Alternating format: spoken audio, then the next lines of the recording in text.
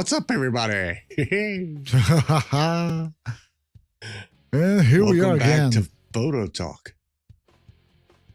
All right, so this has been a crazy week. I do have to say that. Yeah, it was another crazy week. Looks like these days, every week is a crazy week. It just gets crazier. I'm loving it. Photo shoots going on, all kinds of cool stuff happening.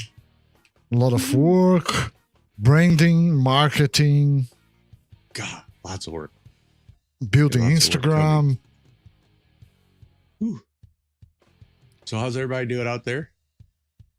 I hope everybody's And- okay. I hope everybody's COVID free. If you're out there, say hi.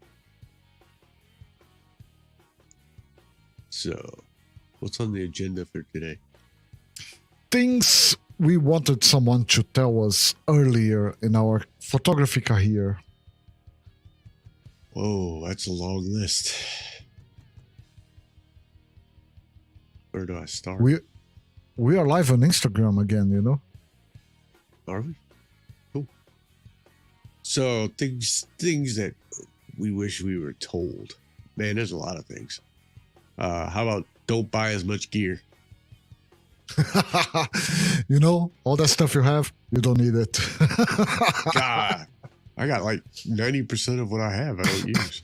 It's insane. Yeah, to be honest, as we are on the topic, and you got the biggest one first, I will tell you that I think I have like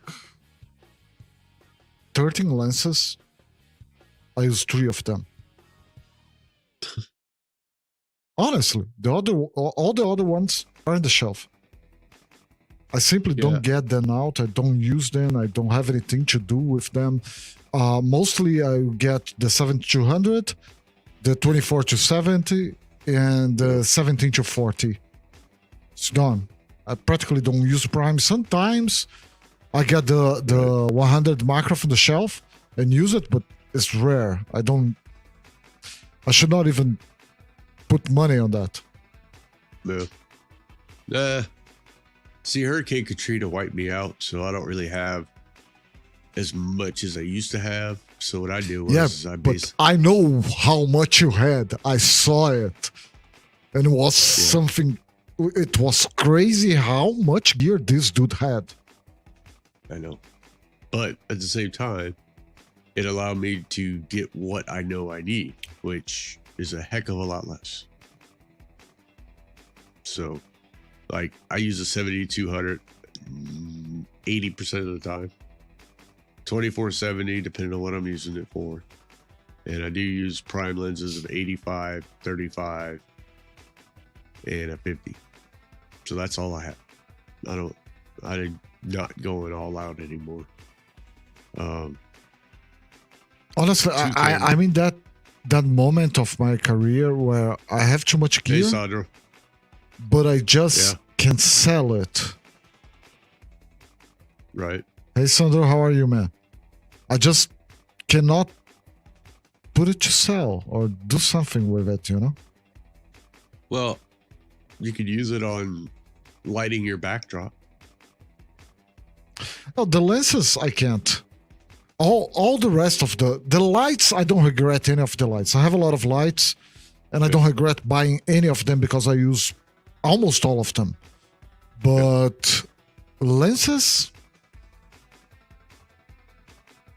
There's basically a handful of lenses that you really need. So for most people, I mean, if you're doing landscape, if you're doing, astrology, you got different types of lenses you use. Well, if you know what you're shooting, then you know the range of lenses that you need. You're not going to have to go, all out and buy every single lens that's out there, And yeah, it's nice to have, a Zeiss planar. That's nice. But guess what? People don't care. The pictures look good. They're going to buy it. Yep. I hate to say it. It's a fact. That's the point. When you start to look at this in a professional perspective, right, You really don't need that much gear. You don't need. It's cool to have even let's get a less expensive one, a more expensive one, like the 72-200. You F4. need to justify it. The F4 already does the work. It already does the work. Of course, Not it's cool dark. to have the 2.8. Depends on your camera, your ISO, but anyway. But again, it depends on what you're shooting. So say you're a person that does concerts. You're not going to use the F4 at a concert. It's nice to have one more stop of aperture. Yeah. So I'm just saying it helps. But even now, though lights are always needed. So I don't care. Lights. I mean that. I just want more lights. I want more lights. I want more expensive lights. I want lights with batteries. I want AD600. Yeah, just send me. Just put it in the mail. I'll go grab it as soon as we reach here. But to me, depending on what you're shooting, is what type of lighting you're going to probably require. So I tend to shoot outside a lot. That needs anywhere from 600 to 1,000 watts, depending on what I'm shooting, right? Then if I'm indoors, 100 to 500 watts or 650 really is what the what the hell Godox is. Godox. So 8200. Godox. Wait, now they make a 100, a 300, a 400, and a 650. So you got the whole gamut there. Another thing that I wish I was told when I started was look at the ecosystem of the lights that you want to get. Because if you buy one of those cheap little transmitters, the radio transmitters, you're gonna have to buy one for every single piece of gear that you have. That's the point where I am, man. And now on top of that, sometimes those transmitters don't work on certain ones. And then you have another issue. So then you have to go buy another one.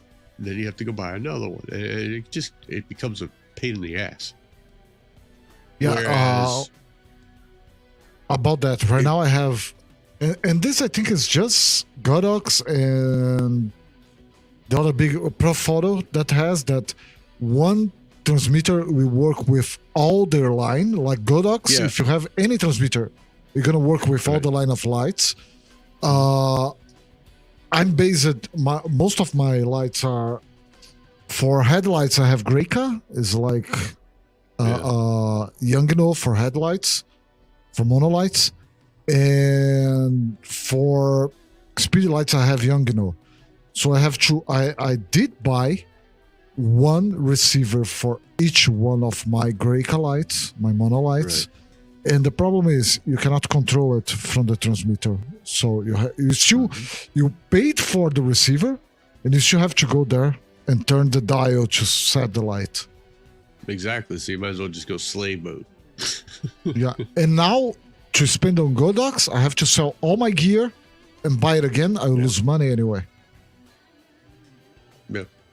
See, that's why purchasing the right stuff at the right time is important. So, Pro Photo are, in my opinion, overpriced. They have a 95 to 98% CRI rating. Godox has a 94 to 98% CRI rating. So that's not a big issue. In fact, everything over 95 will be okay. Right. I mean, Godox Plus is basically the same thing. So, I also look at other things that the system has. So like with Godox, you have ring lights, you got flashes, you got strobes, you got LED lights like the SL60W. Right. They got everything. And everything can be controlled by the transmitter. That is a heck of a lot easier to use now. their first transmitter, the square one, the X2 or X1, X2, I can't remember. That one used to have to use the back, and you used to use the dial, and man, it became a pain in the ass. But then they came out with the new Pro, which the S2 Pro, I think is what it's called. When that came out, it made things so much quicker, because now, I push A for my A group, I make the adjustments, plus B, make the adjustments, and I'm done. I can keep shooting. And it's a small thing that really change your life on daily basis. Even if you just put like 4 lights there, you put 4 mono lights for AD600, 2 AD600, and then you just have a V. Yeah. Is V 110, I guess, the speed light with the round the round light. Yeah, the new one. It's V something. You can just throw it there, and you still can use the same clicker, the same remote. So same transmitter. Yep. Yeah, and that's what I mean by ecosystem. And to me, Godox has the best ecosystem when it comes to everything that they have. And it's like an all-in-one package. So to me, that's the best bang for the dollar, because I can quickly replace those with minimal cost compared to a larger type of light. Now, if I'm being hired for a commercial, what are the big brands apart from Profoto? What is the big brands in the States? Oh, you got Elinka Chrome, you got Elinka Chrome. That one is really expensive too. Yeah, I mean, there's tons of them. And the thing is again, I want something that's portable, quick. I don't want any wires, because I don't want nobody tripping over some wires. And most of them all have wires except for Profoto and Godox. So that kind of limited me to one of two. And I tend to shoot with Godox because, one, it's good light. I mean, light's light. Once you learn how your light is done, the name brand is nothing. So that's one thing that I wish I was told in the beginning, because I could tell you I bought Canon lights, I bought fake lights, I don't even know what the name of them were. Sunbeam. I have one Vutrox, a speed light Vutrox. Yeah, I mean, just name brands that no one's ever heard of. I had them just because I wanted to use them. Yeah, see? So weird focus. It's Vutrox. No, it will not, because it's a manual focus. But anyway, it's Vutrox. I'll tell you one thing. It works. It really works. It does. It doesn't do. It doesn't do high speed sync. It doesn't do TTL. No. I worked a lot with this, but if it breaks, it's gonna go to the garbage, because I'll never find parts to fix this. Yeah, I call those disposable lights.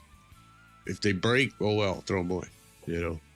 But you can buy that kind of light if the price is really good. Like, you're just gonna get it. If it breaks, you can just throw in the garbage and it's over. But see, honestly, I don't do that. It doesn't worth. No, because then you got to wait for it to come in, and you won't be able to use it later and all that stuff. So I'm really digging the Godox, but the problem is every time you sell a piece of gear, you never get the price you want. So as soon as I start to sell my things to buy a Godox, I lose money, so I'm holding it. But that's why I don't sell my things. One thing that bothers me about Godox is that I think they are kind of flooding their line with all those different different power lights. So they have the 60 watt seconds. There is a speed light. Then they have the 100. Then the 200, 300, 400. They have the 600 and the 650 Pro. So it's too many options. And the price, the difference in price is too small. It's about $100 a piece. That's normal. I mean, that's not nothing horrible. And I mean, I've used 300s, I've used 500s, I've used 1000s. I mean, I've used different. It just depends on what you're doing it for. So, And it's still talking about gear. There is another thing I wish someone told me before. Don't buy an entry-level camera.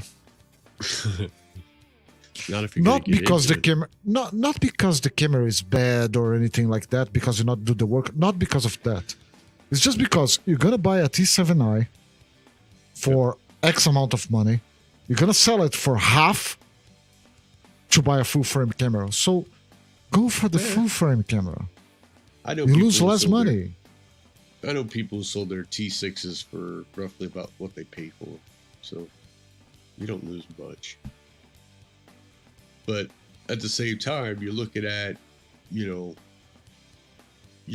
what it entails. I mean, do you want to buy one camera now and then have to buy another one 6 months down the road because this one is just not really compatible? Or when it gets to 6 months. Yeah. Because usually it's fast because the beginner, he starts to think that his pictures are not good because he has a cropped sensor camera. So 3 months after, he would just go buy a full frame and the pictures will be the same. But anyway. I mean, a crop sensor is not a bad sensor. I mean, they have lots of good crop sensor cameras. And again, the camera's only as good as the operator. So, I could take a Micro Four Thirds and make it look just as good as a full frame camera. Yeah, but how many times we said that to beginners and they still went there and bought the full frame? We said it's not the camera, it's you. And they go there thinking it's the camera and buy a new camera. But then they come back and they go, well, why does this look blurry? And why does this, why does this look like it's not the color the way that I wanted it? And it's like, see, you had to learn your camera. I'm kind of not feeling good because my kicker is not okay. So this is bothering me so much. Oh, give it up. So understanding your camera is probably the most paramount part. And that's just going through every setting, seeing what it does. I mean, read your manual. That's like the most important. Of course, 90% of the people never do, and they wonder what everything is. The manual actually tells you what every setting is on your camera and what it does, which I have to laugh sometimes when on the beginners forum, I'm reading somebody going, well, what is the P? And then of course you get the next person going, that means professional. Yeah, that's usually me, but but at the same time, they don't understand it means program. So they need to educate themselves by reading the manual. And that was one thing that was never told to me to do. And I found that every time I get a new camera, I literally read through the manual. And then I usually do a refresher every 6 months. Just looking, I might have forgot something. These days, I used to love to read paper. But these days it's kind of hard for me. So the first thing I do is download the manual, put it on my tablet, and read the whole manual. Yeah, I mean that's the most vital, is the manual. And then another thing is get out and talk to people and tell people what you do. If you want to get into photography, move your butt off of the couch, get out there, shake the hands of people. Talk to them, say, hi, my name is so-and-so. I shoot photography. Here's my card. And that is one of the biggest things that I don't see. And people are always complaining, why don't I have business? Oh, it's because of COVID. Or, oh, it's because of, the times right now is rough. No, that's BS. You're literally talking yourself into not doing what you should be doing. And that's one thing that I've noticed a lot lately. Yeah, and if you stop to think, still on this topic, how much we've been doing this last few weeks since the year just turned. We are working like crazy. Oh man, I'm out there every day now. We simply don't stop. And I'm not talking about shooting. I'm actually No, talking just about talking. investing in the Yeah, business, right. putting time on in the business, like uh, uh, all the marketing parts, all the pieces, Hmm. contracts, and all that stuff. We are putting Yeah, so much effort on it.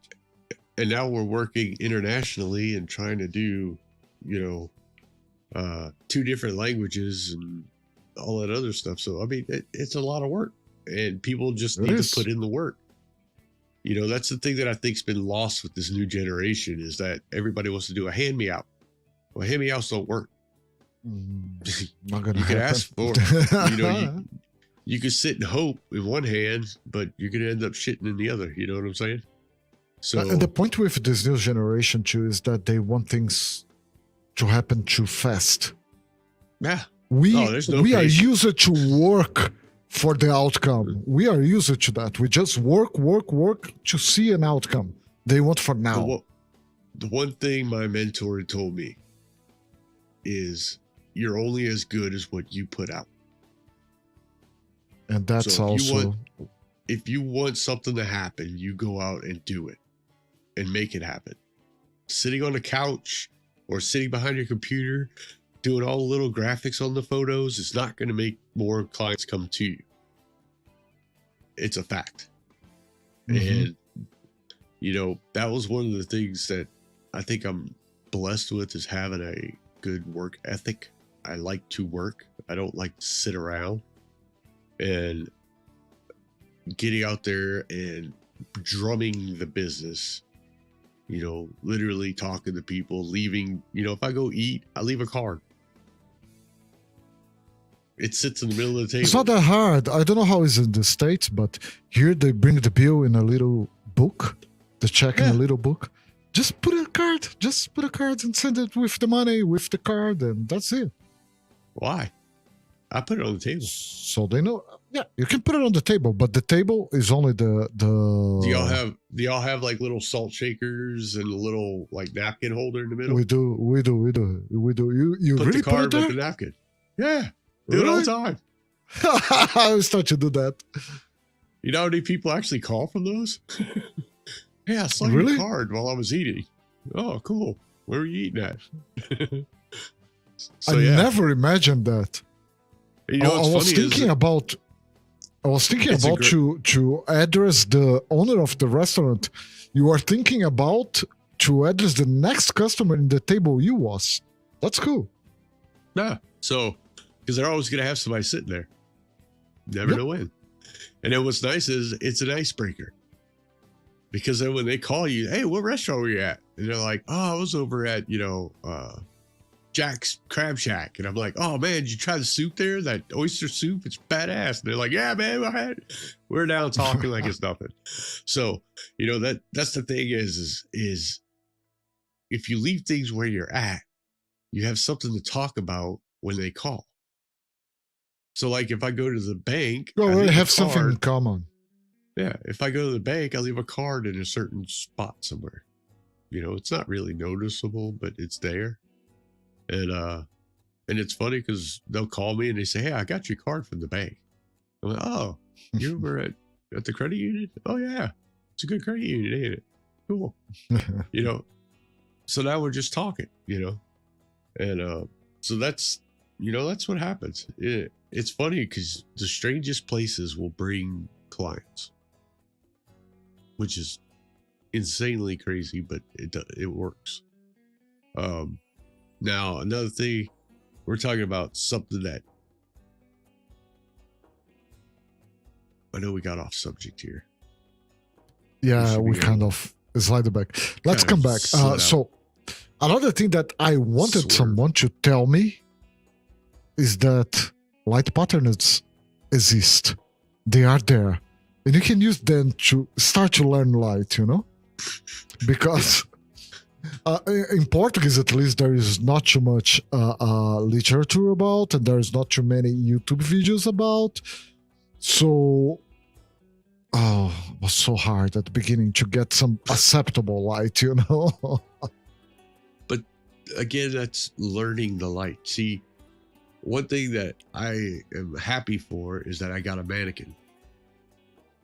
And every photographer should have their own mannequin, because the You mannequin. want to meet Annabelle? I can go grab Annabelle. I got mine right here.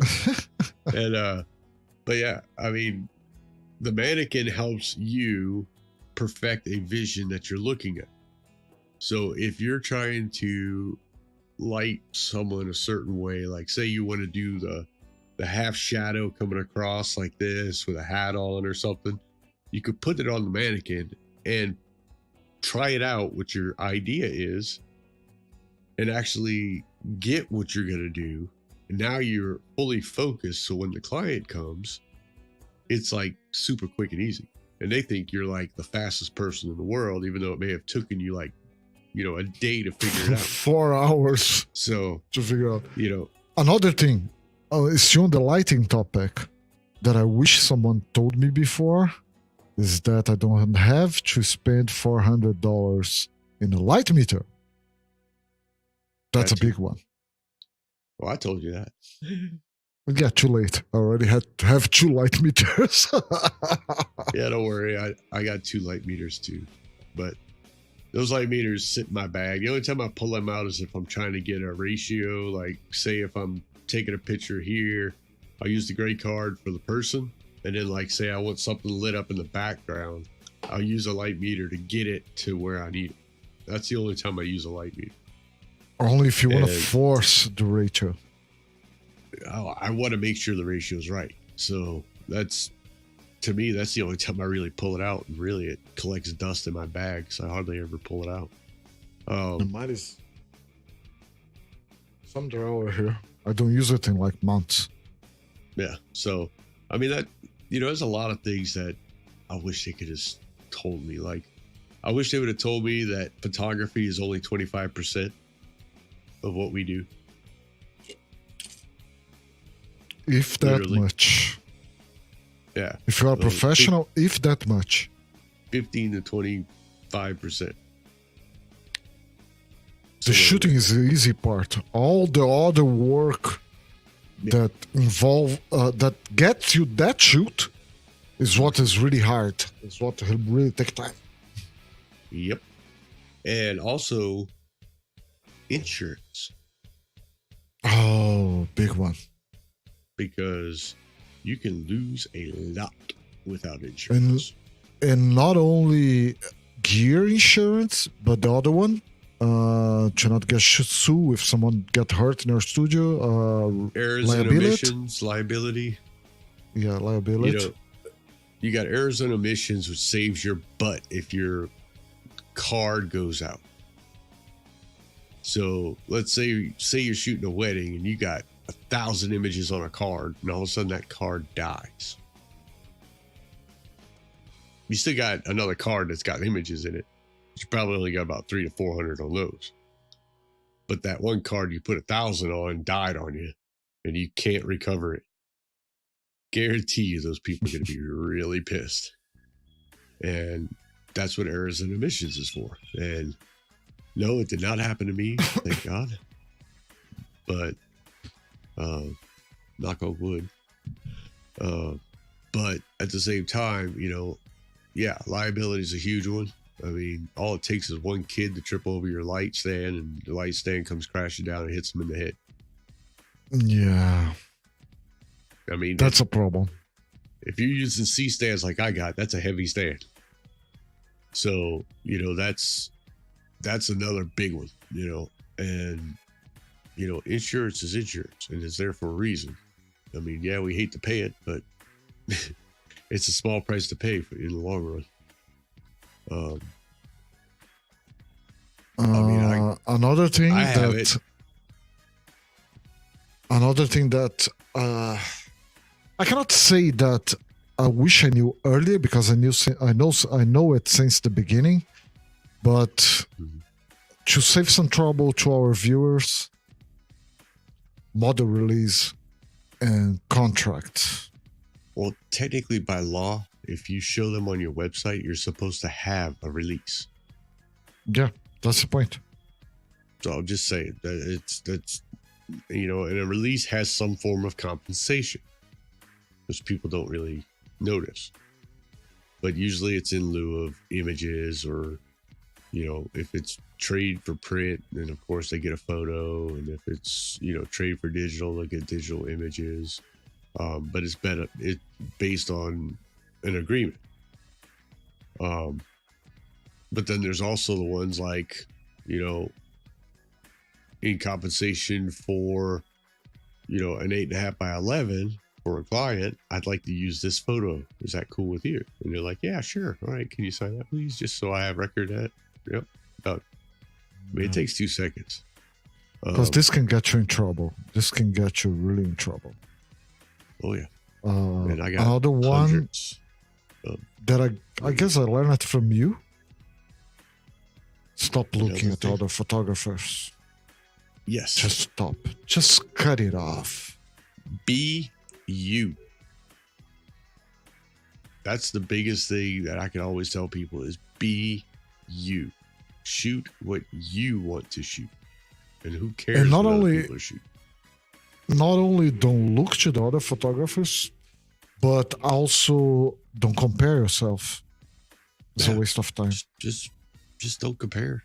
I mean, there are times that, I'll look at something and I'll be like, dang, I have an idea in my head. I just can't remember what I want.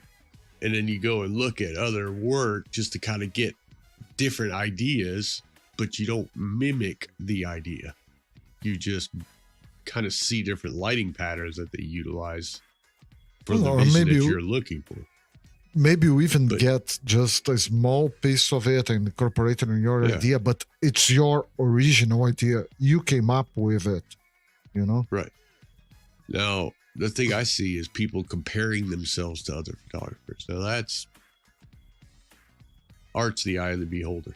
So you may not like my images, but guess what? I don't care. Mine sell. I mean, it's like, you may not like my stuff, but you know what? I sell my stuff. So, and not only you sell your stuff, but you were published several times, wasn't you? Right. Yeah. So, I mean, that to me is nothing, honestly. I mean, to get published today is like not really that much of a big deal anymore. When you used to get paid, it was great. And now everybody wants it for free because they get so many inductions anyway. So you basically don't get paid that way. So I don't look at that as a business anymore. I look towards, places that actually make money. Still on this topic, don't you think the getting published kind of help with your marketing? Nah. I don't think anybody's ever really noticed. Contests? Now, depending on, if you do a big ad campaign or something, sure. But, it's funny, most ad campaigns don't even show who the photographer was. That's true. Sometimes you'll see it in the creds, in the very, very front of the book, in little bitty tiny writing. And having it on your website, don't you think it matters for your customer? Not really. I haven't had any customers complain. I don't have my stuff on our website. If you notice, there's you don't. Nothing. I don't have to flaunt it. A lion doesn't have to say a lion's a lion. You know what I mean? The pictures we show say I'm a lion. So why do I have to advertise I'm a lion? And about that, I have to say, if you like the show, just hit the subscribe button, leave us a like, and the link for our accounts, Instagram, and our group on Facebook, and I don't know what more is on the description. I put it there, so I just don't remember what links I put there, but they are there in the description.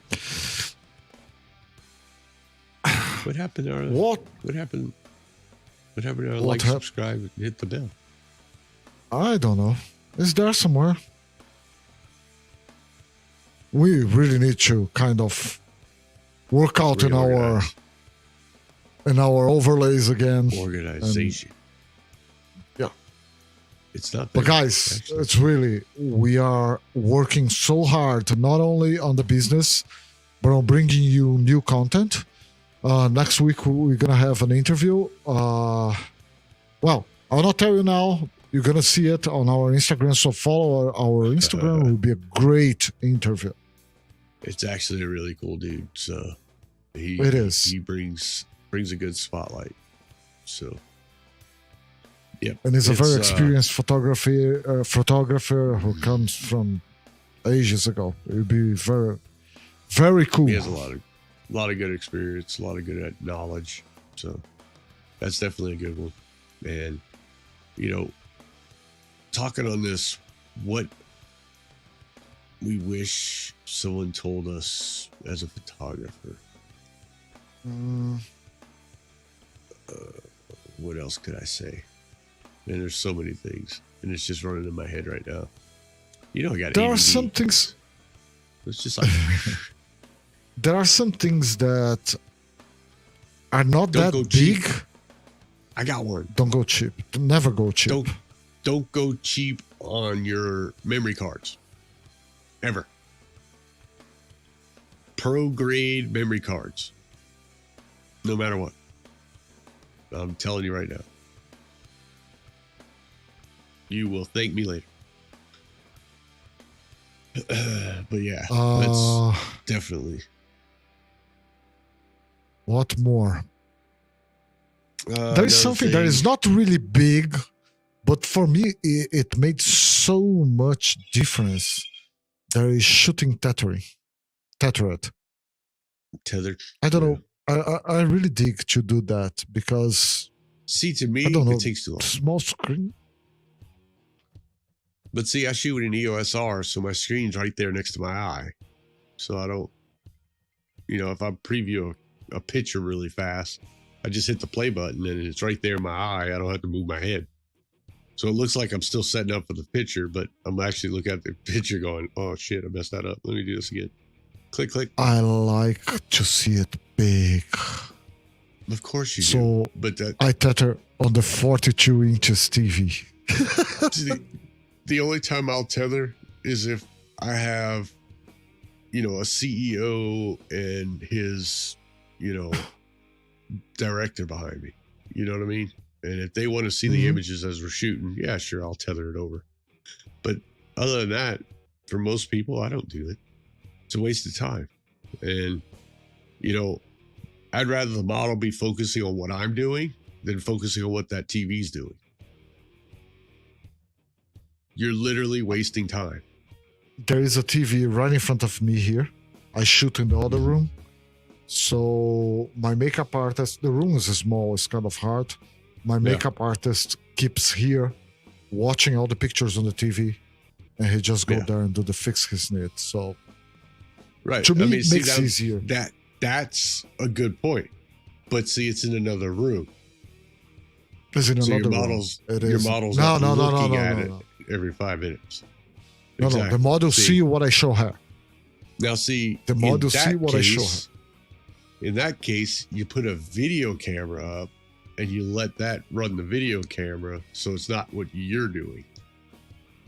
Because I'm sorry, but having a cord on that camera, it becomes annoying after a while. Oh, I do Wi-Fi. It's kind of a bit slower, but I do Wi-Fi. It's way too slow. Yeah, I like instantaneous. I guess I'm a new millennial in that way. So, but no, it's interesting because when we look at shoot times, time is money. And if I got an hour, if I need an hour to do with the model, I want to be done in 30 or 45 minutes. I don't want to waste an entire hour.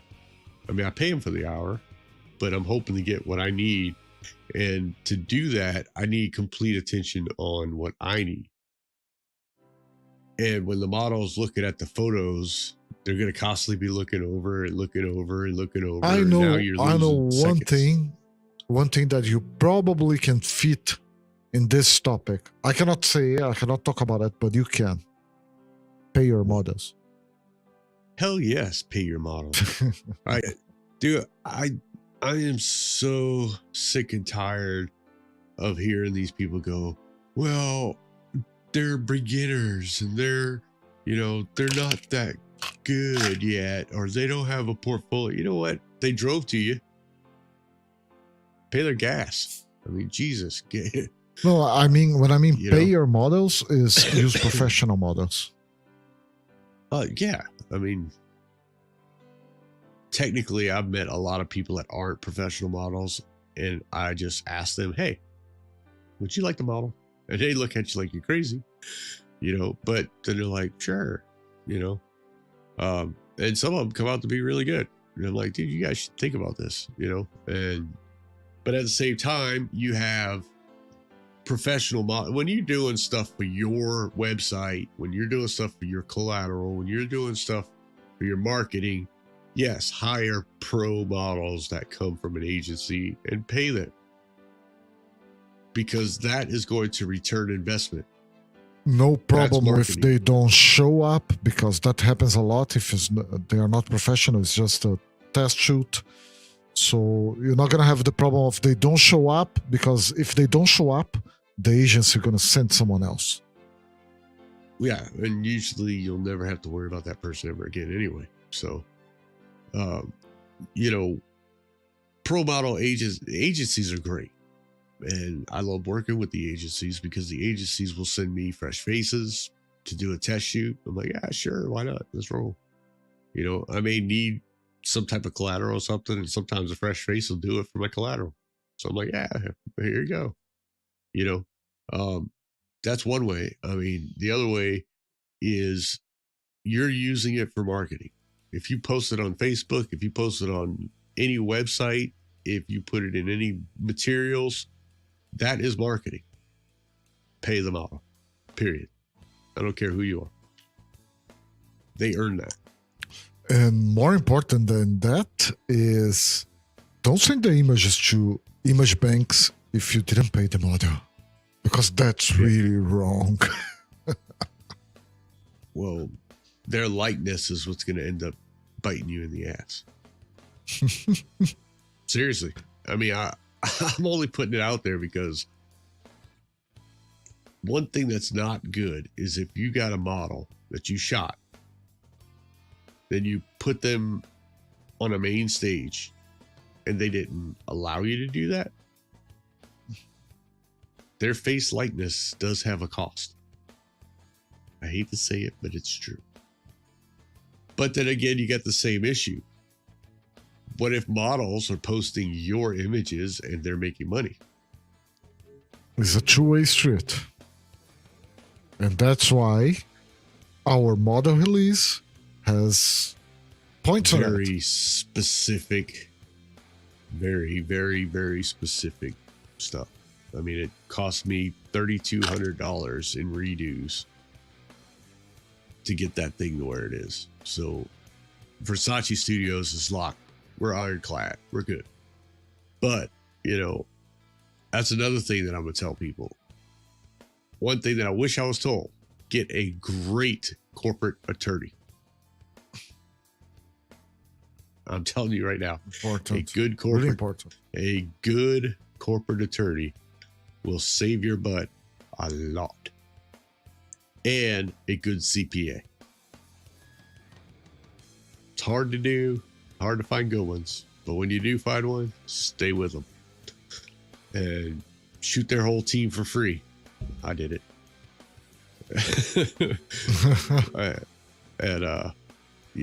That it helps, because like if I have a question, because say somebody goes, well, I don't think that's legal. I can just make a phone call and be like, hey, my model release, it says this. Is that legal? And he goes, yep. Okay. You just heard it from the attorney. Got another problem? So, I mean, that's because the thing. I don't know how laws are in the state, but here, if we put something in the contract or the model release that is really not legal, as soon as the judge starts to read that, we lost it. Yeah. I mean, if that's why I say all these model releases that you get on online, internet, on Google, just yeah, all those are not pertaining to your specific location. So, Alabama has one law, Texas has another law. I'm sure out there in Brazil, it's a whole different thing. Yeah, you guys have laws that are different. We have something that makes a bit easier. Our laws are federal. We don't have laws on different states, but still, right. you need to have someone that is specialized on this and knows the law of your location. Doesn't matter where you live. Exactly. You need to be protected. It's important, and without the good team, because remember, there's no I in team. There's only a ME. Ooh, you just said something important. Something I wish someone told me before. You need a team. You need a makeup artist. You need a producer. I have the best makeup artist the money can buy. I don't pay him, but but he's the best dude, and he's watching us now, I guess. But it's a team effort, no matter what. And the only thing is even in business, you need a team. So you have not just your immediate team, right? You actually have your legal team, your finance team, you got your insurance team, you have a sales team, hopefully. You have your assistants, your grips, you have in some cases you could have light masters. You also have individuals that are specialized in events, so they could do event planning and they can have the whole event organized. So I mean, that's a team. That's everybody. They have a name for that in the States, don't they? We have a name in Brazil, but I don't remember. The guy who organized the events. An event coordinator. Yeah. Yeah. And that's just another avenue that's over there, right? So like if I wanted to do a, bikini show or something like that, the event coordinator can go to Harley Davidson or someplace and say, hey, we want to do a bikini model runway top bikini. Oh, sweet. They all get all excited and stuff, but he organizes it all. So I don't have to worry about it. One thing that beginners don't get, and I didn't get it when I was starting, is that your picture will only be as beautiful as what you put in front of your camera. So have a makeup artist paramount. Is good. It's paramount. Have someone or someone to choose a good location, have a stylist, have a producer, because all these guys are going to bring ideas to your idea and make it happen. Yep. It's a collaboration. I mean, look at any CEO that has ideas. Okay. Everything starts with an idea, right? You got this idea. Now you're trying to figure out all the parts that you need to make this idea become a reality. So to do that, you can't just do it yourself. I hate to say it, but it's a fact. You cannot do it alone. You need to seek people who can do everything that this thing needs to have. So, I mean, like, say I want to do, for instance, just say I want to do a shoot that's like, I don't know, the Lion, the Tin Man, the Scarecrow, and Dorothy. I'm just throwing it out there, right? Well, I don't know how to do costuming. I mean, I could buy a costume, but it's not going to look right? It's not going to look original, whereas I could have a costume designer or someone that does do costumes, and they can say, oh, I got the perfect thing to do, and it's real cheap. We can get it done like super quick. I'm like, sweet, run. The Tin Man, you can, aluminum foil can cover some spots maybe, or I don't know. I mean, they're great at what they do. So And you are great in what you do. So why not I join take photography. forces? I take pictures. I'm good at light, and I'm good at taking the photo. And And even good at kind of making the model creating- feel comfortable and all that stuff. well, that's just talk to him. Directing the model, getting the poses, getting the expressions. But Well, you can't be good on everything. You can't be No. a photographer, a makeup artist, a producer, a stylist, a lawyer. You can't do everything right. I can tell you right now, I can't do hair. I can't do makeup. You can ask my wife. I tried. Don't work. Nope. Can't do it. I can't do clothing styling. I got the image in my head, but I couldn't sit there and take a big piece of, material and make the vision look right in a matter of minutes. I can't do that.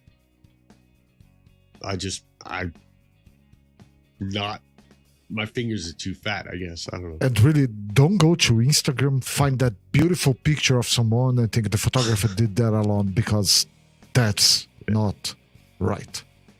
Unless you're Kelly. Kelly has a makeup artist. Kelly's wife does a lot of good stuff too. So Kelly Yeah, and they Kalina are so awesome. He's not And if alone. you haven't seen that, We have a show on card. it. There'll be a card right about here. No, it's this side. It's this side. It'll be here. Oh, that side. Oh yeah. Well, somewhere over here. This side. And we'll put a card up there so you guys can see that. That was a great interview with Kelly and Kalina. They're awesome. So shout out. We had some technical problems by that day, but yeah. And up So great. I mean, it's still, everything takes planning. If you want to do it right, you don't plan to fail. You fail to plan. I don't know how many times I have to say that one. We talk about that one the last show, I guess. Probably. And, that's the part that needs to be instilled in people, is that they need to make their own destiny. Stuff will not come to you because you now have business cards and you have a website. If nobody knows it's there, they're not going to show up. Oh, another one. I remember another one I wish someone told me before. Print your photos. Print all of them. Thanks for me telling you that. Because, I mean, come on. If you don't print them, right? Why did you take them? What did you take it for? To put it on a website? Come on. No. I put my stuff, I print them, and I print them large, and I put them up. And, and what's nice is you can go to places like, if you have really nice stuff that came from clothes that they have, say like some boutique or something like that, and you utilize the clothes, you've done the pictures, I'll make one. I mean, it only cost you what, $5, $10 or something like that. And you make it 20 by 30 and you bring it to them and say, hey, here you go. And they're like, oh my God, that's the dress. And it's like, yeah, by the way, wall. Let me ask you something. Is that Kate picture is a canvas or is paper? No, it's paper. It's paper. No reflections at all. Now, see, use shiny paper. What are you talking about? It's angled. But it's true. No, I always get my stuff printed with acrylic over it. So there is it's an acrylic style, Gleesy type style it has grooves in it, so you don't get fingerprints on it. Mm-hmm. And I also put a hardback on it. So there's a 3mm hardback that goes on every print that I do, except for 5x7s and below. I don't do it for those. But anything that's 8x10 and above, I always put a 3mm, substrate behind it. And that's one thing that sets me apart from other people, is because I don't just sell paper. I sell an actual, real, nice product. And, that's the thing that I wish I was told earlier, is to make your marketing look the same. Your materials, your website, your packaging, everything should look the same. You want to make a very nice way of putting, this is who I am. I mean, if you look at Louis Vuitton, you look at, Versace, you look at Prada, if you walk in their stores, they are identical everywhere they go. I mean, it's a brand consistency. It's amazing how consistent they are. And that's what I mean by your brand, is your brand needs to be very consistent across the board. And that was one thing that I know I didn't get told till late. And it's pretty amazing how that works. And as long as your stuff looks the same all the time, your brand becomes that. It becomes the cleanness, it becomes repetitive, and they understand that you're quality, not quantity. It's simply that doesn't need any thinking to understand. They already know, because it's all the time they get any contact with your brand, it will be like that. They know what to expect. Yep. The expectation is already there. They know your value. And I mean, like when I just moved to Alabama, right? So I had to restructure everything to Alabama. Nobody knew me, but I got out there and I shot runways. I've shot high school kids. I've shot the sports groups, stuff like that. Now people are starting to go, hey, who is this guy? This dude's really got some nice stuff. Now they're starting to see me. Why? Because they see my logo everywhere. I got it on my car. I got it on my shirt. Thing. I got it everywhere. Small things. You see the Versace logo up there. This side, I guess. You see the Versace logo here. It's cold in the States, so he's using a jacket. I still got it, though. But it's still there. So, colors. Yeah. I mean, we're about black and silver and red. That's the colors. We are almost fixing the last piece of the puzzle. There is putting a pineapple on the wrong side. Yeah. So, but this show here just kind of meticulated. We never really thought it out, really. But we figured we'd spread knowledge and say, hey, this is what we know. Use it, take it, throw it away. We don't care. So, we're putting this out there, and again, it's who we are, and you get to see who we are, and that's the best part. So, and even not being something that is really thought, we are trying to bring the brand consistency to the show too. Right.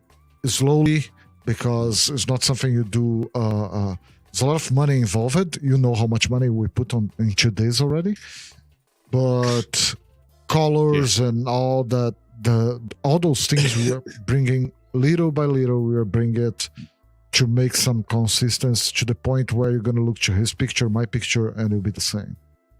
No, that's what we want. Consistency. We want people to look at us and go, I know what I'm going to get with it. Yeah. No question asked. And that's. We are trying to get to the point that if someone comes from the States here, they know they will get the same product from me that they get from home, from Rome, and the opposite will be the same. Someone in Brazil, or even someone in the States, run through my portfolio, to my pictures, they will not see the difference in between what he does and what I do. So we are trying to bring this consistency to the brand. Let's put it this way, and the quality, because everything about what we do is quality, and that goes from the quality of what we produce as products the quality that we put out as our ideas, and know that our idea is going to get completed before you expect it to be completed, which is my big thing as being a former Marine.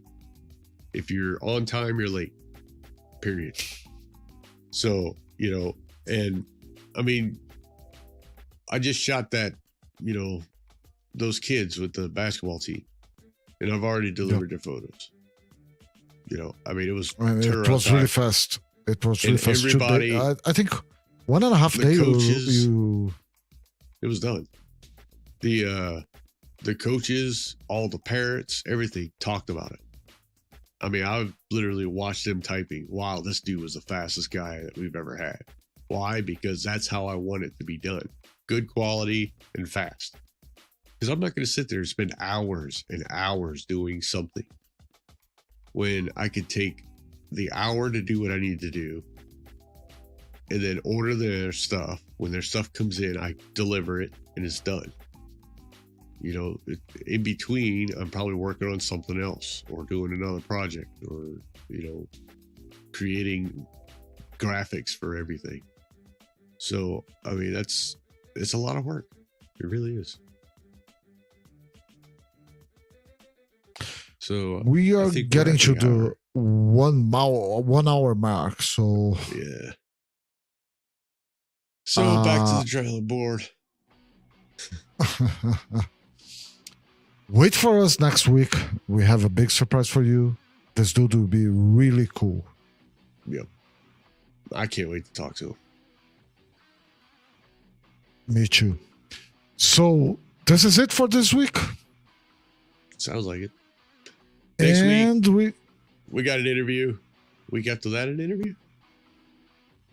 What? Do we have 2 interviews coming back to back? I think the second one is still not confirmed, but I think it will be 2 interviews.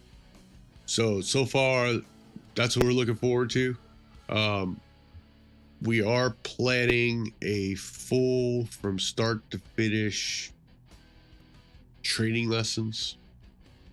So stand by for us, because these things take a lot of time to create.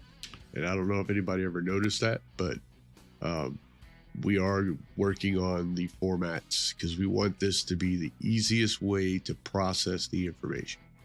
So, yep. And we're not putting out what we're doing because we don't want nobody to try to do what we're doing. No names. Shh. Anyway. Nope. I'm Ro with Versace Studios. I'm Alexandre Leitão with Versace Studios in Brazil. And he's slow. We see. Yeah, I am. I'm sorry. Yeah, we'll see you guys in the next week. Bye bye. Ciao, bella.